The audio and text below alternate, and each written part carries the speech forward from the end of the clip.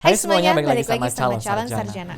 Saddam Hussein memang gak terbukti punya alat pemusnah massal seperti yang dituduhin sama Amerika ya. Tapi walaupun hal itu udah dikonfirmasi sama Badan Intelijennya Inggris, Dia tetap bersalah teman-teman karena ngejual minyak ilegal dan juga menjadi diktator yang tidak pandang bulu serta pakai kekuasaannya sewenang-wenang kan? tapi kalau ini kalian bilang kacau, wah teman-teman mesti lihat ya, ada yang lebih gila daripada dia, dan itu adalah anaknya sendiri. Mau tahu apa aja kelakuan bejatnya?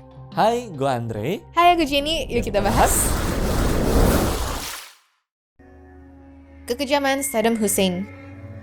Bagi yang jarang ngikutin sejarah, mungkin nggak paham ya siapa sih Saddam Hussein ini sebenarnya. Jadi, dia tuh presiden Irak yang kelima teman-teman, dan dilantik pada tanggal 16 Juli 1979. Nah, ketika udah punya kekuasaan, dia ini tipe yang nggak buang waktu ya untuk menunjukkan siapa bosnya.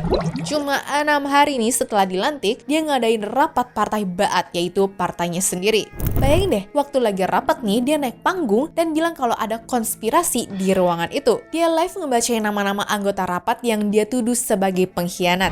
Satu persatu orang yang namanya disebut diseret keluar live di depan kamera. Dan bagian yang paling gilanya nih, dia ini maksa anggota partai lain yang gak dituduh untuk jadi tim eksekutor, yaitu regu tembak untuk membunuh teman-teman mereka sendiri. Nah, bayangin deh, itu baru minggu pertama dia kerja ya. Udah gila kan? Masalahnya, kekejamannya tuh nggak berhenti di situ.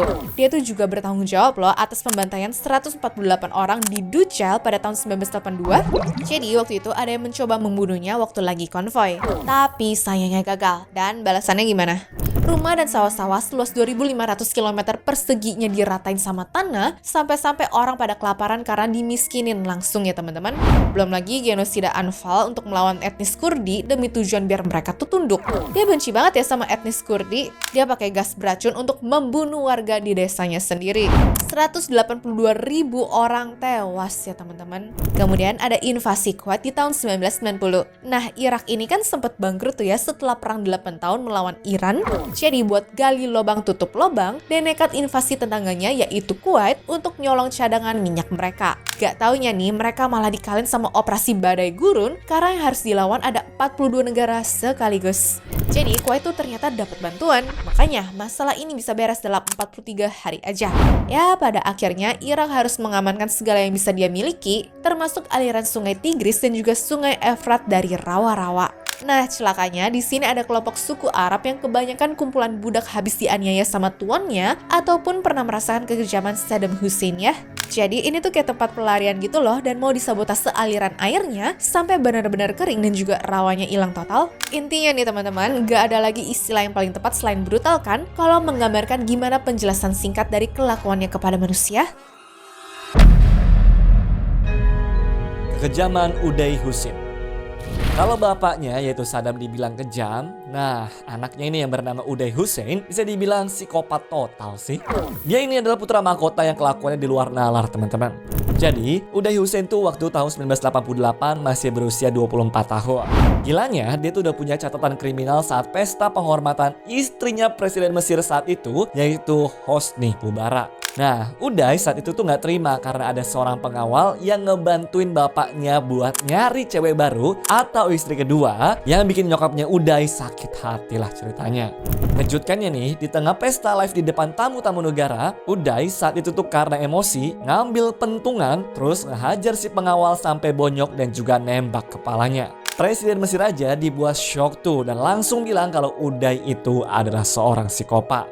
Ngelihat hal ini, Saddam Hussein yang mana adalah bapaknya sebenarnya tuh malu banget teman-teman, dan terpaksa ngasingin anak itu pergi ke Swiss. Cuma salah besar nih kalau kalian pikir dia tuh bisa langsung tobat begitu saja ya. Jadi waktu lagi pesta keluarga tuh dia mabuk parah teman-teman. Terus dia keluarin senjata dan nembak membabi buta ke arah kerumunan.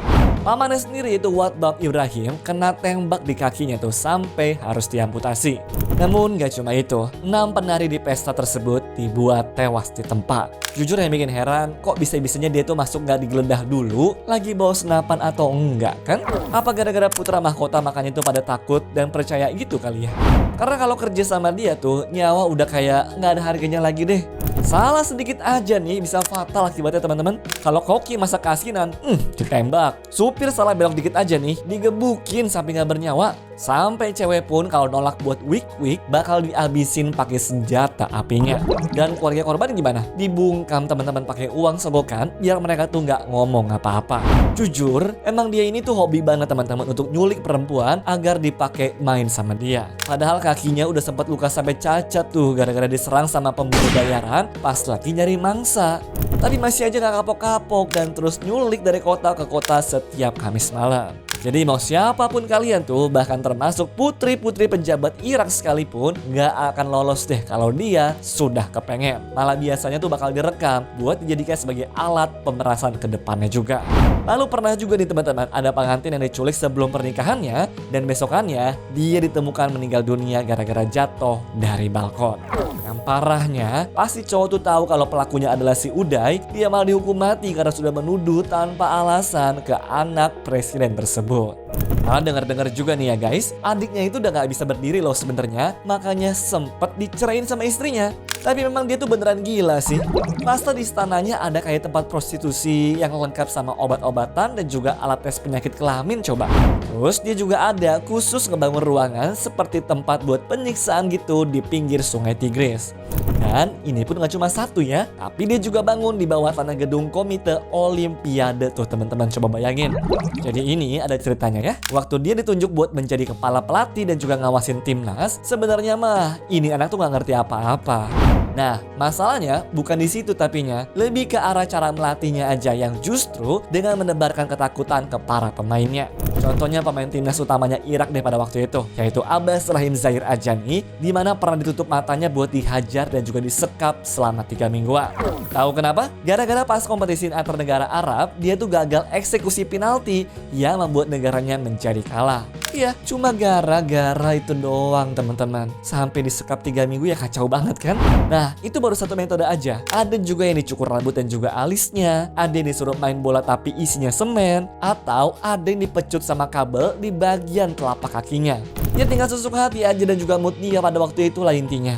Pokoknya kalau orang ini tuh ngomong atau bahkan ngancam mau patahin tangan pemainnya satu persatu, ini tuh bukan lagi ngegertak doang ya. Tapi 90% kemungkinan bakal terjadi. Apa nggak tekanan mental tuh kalau digituin pas lagi kalah? Ya mending nggak dipanggil lagi ke timnas dan juga selamatkan dari kandang macan kalau kayak begini ceritanya. Perbedaan signifikan. Jadi kalau mau dibandingin antara Saddam dan juga Uday, perbedaan paling gampangnya tuh ya anaknya mut-mutan sih. Mentalnya pun aku bilang gak stabil sampai jadi kayak psikopat gitu ya. Dan pada dasarnya iya nih orang sadis karena emang nyari kesenangan di situ. Sasarannya sih cuma satu, orang biasa yang ada di bawahnya dan bisa dikontrol sesuka hatinya. Mau dia itu atlet kayak orang asing yang lewat di jalan kayak sampai para wanita yang dia taksir. Sedangkan buat Saddam Hussein targetnya jelas dan juga akurat. Jadi kayak bisa diperhitungkan gitu loh. Pokoknya segala sesuatunya gak jauh-jauh dan ada hubungannya sama politik deh. Kayak para pesaingnya yang suka ngelawan dan gak demen sama semua keputusannya, atau kelompok etnis tertentu dan juga negara yang gak sepaham yang milih untuk perang daripada harus bersatu.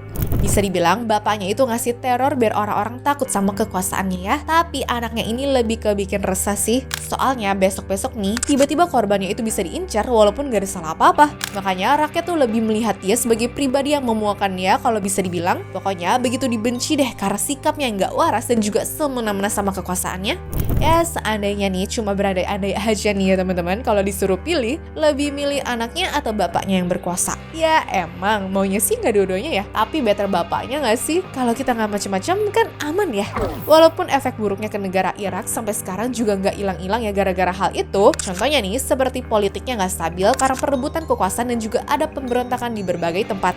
Lalu datang lagi ya teroris macam ISIS yang susah dibasmi gara-gara negaranya goyah itu tadi. Sama tentu aja nih kerusakan yang timbul, mau itu dari korban jiwa gara-gara kelakuannya, kerusakan alam yang semena-mena macam nutup rawa tadi, dan udah pasti infrastruktur yang pada hancur gara-gara dia harus diturunkan paksa dan gak mau nyerah pada waktu itu. Mengapa Saddam membiarkannya? Jadi kondisinya nih ibaratnya tuh buah jatuh sepohon-pohonnya sekaligus teman-teman. Pertanyaannya begini deh, kenapa bapaknya tuh ngebiarin? Ya walaupun mirip, tapi kan bisa diarahin minimal kayak dia lah gitu. Ya sayangnya teman-teman, bagi dia keluarga adalah segalanya. Jadi mau anaknya tuh kayak gimana pun, tapi kalau sudah sesuku, sedara, dan sekeluarga, bahkan kalau terbukti loyal nih, bakal dipentingin deh sama dia. Karena yang dukung dia tuh ya biar kekuasaannya langgeng ya orangnya itu aja. Malah yang ngasal kayak anaknya itu nggak akan macem-macem. Orang dia demen dan juga nikmatin posisinya juga kan. Cuma walaupun dimanja dan juga dikasih segalanya, sayang bukan Uday yang bakal ditunjuk buat nerusin kekuasaannya. Ya memang bukan anak kesayangannya aja, melainkan si Kusa itu yang lebih difavoritin buat lanjutin pemerintahan bapaknya. Dia nggak banyak kontroversi dan juga bisa diajak kerja juga. Sementara kakaknya ini sudah banyak disorot karena ngebunuh terus juga diasingkan. Namun meskipun ada kesempatan pun, gue yakin sih bapaknya ini juga nggak akan nyingkirin anaknya yang satu itu sih. Ya daripada perang saudara dan juga malah jadi habis-habisan kan, bisa makin runyam lagi tuh urusannya kalau semua yang sudah dibangun tuh jadi pecah berantakan. Makanya dibiarin aja deh buat jadi teror di tengah-tengah masyarakat. Bahkan pas kejadian dia ngebunuh pertama kali pun, sebenarnya juga ada campur tangan emaknya nih. Dia berkali-kali nyelamatin tuh anak supaya nggak diapa-apain. Ya walaupun tahu kalau semua itu tuh salah ya. Tapi soal kasus pengawalnya sih, mungkin juga gara-gara suruhan ibunya tuh yang cemburu di saat lakinya itu tuh teman-teman dideketin sama cewek-cewek. Ya dilihat-lihat dia jadi kayak sekedar alat buat nunjukin ke orang-orang aja lah intinya. Kalau berani macam-macam sama mereka tuh, maka siap-siap aja deh berhadapan sama anaknya yang lebih kejam dan lebih tidak bisa ditebak. Akhir hidup Uday. Selama ada bapaknya, dia dan saudaranya bakal aman-aman aja, meskipun salah kayak gimana pun juga. Tapi saat itu nggak ada yang tahu kan kalau ternyata bapaknya diincar sama Amerika gara-gara alasan senjata pemusnah massal tadi. Makanya Uday dan adiknya harus kabur ke Tikrit dulu baru abis itu ke Mosul. Nah, dia pikir tuh daerah ini aman dan gak dikejar sejauh itu gak sih? Tapi sayangnya tanggal 22 Juli 2003, ternyata tentara Amerika tahu di mana villa persembunyiannya. Ya, lagian mereka nggak tahu aja nih ya kalau mukanya tuh udah dikasih harga sekitar 460 miliar rupiah loh satunya. Orang biasa yang lihat apa nggak langsung ijo tuh matanya pas dapat jackpot kalau laporan itu bener. Ya, singkat cerita nih, mereka tuh ditawarin untuk nyerah sih sebenarnya. Tapi gara-gara nggak mau ya akhirnya terjadi baku tembak sampai 4 jam. Tentu aja setelah semua ini berakhir, pasukannya Amerika pun ngerilis fotonya biar nggak nimbulin fitnah. Udah pura-pura nangkep orang lain biar disangka sukses besar kan? Ya, pada akhirnya pun kota Baghdad merayakan kabar ini karena akhirnya tuh mereka terbebas dari pemerintah diktator tersebut. Ya, cerita ini adalah contoh paling ekstrim dari roda pasti berputar sih teman-teman. Gampang banget ya untuk jadi arogan dan seenaknya menindas orang lain waktu kalian tuh merasa punya power. Ya, entah itu karena kalian lagi terkenal, punya banyak uang, punya jabatan, atau cuma karena backingan orang tua kamu yang kuat. Tapi ingat, power dan backingan itu nggak ada yang abadi. Suatu hari nanti nih, waktu kalian udah nggak di atas lagi, teman-teman harus siap loh nanggung sendiri semua akibat dari kelakuan di masa lalu. Makanya hidup tuh yang bener-bener aja ya, paham? Ya, kiranya segitu dulu ya video kita pada hari ini. Sampai jumpa guys di video selanjutnya. Bye! Anyways, cukup sampai di sini ya guys video hari ini. Sampai jumpa di video selanjutnya. Dah.